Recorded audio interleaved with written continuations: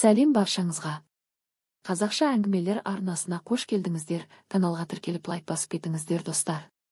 Ескі замандарда бір-бірін қатты жақсы көретін өте бауырмал екі ағайынды болыпты.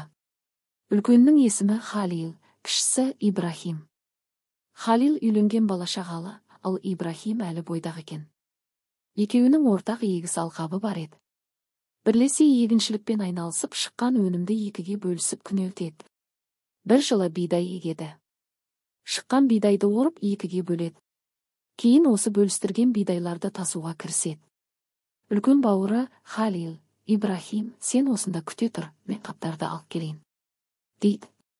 Ибрахим, жарайды аға деп астық басында қалады. Халил қаптарды алып келуге кеткенде інісі ойланады, ағам үйленген.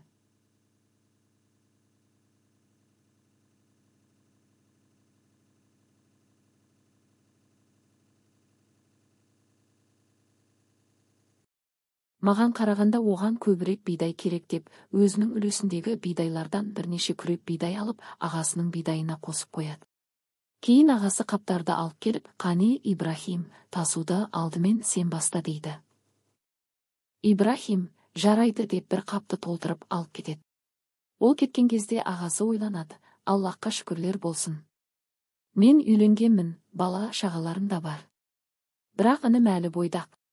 Оған әлі көп жұмыс істеп ақша табуы керек.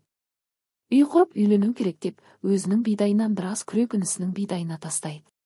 Келесі кезекте Халил кеткенде інісі өзінің бидайынан тағы да оның үлесіне қосып қояды.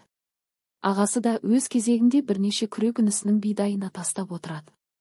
Осылайша біршама жалғасады, бірақ бұл істен бір-бірінің хабары болмайды.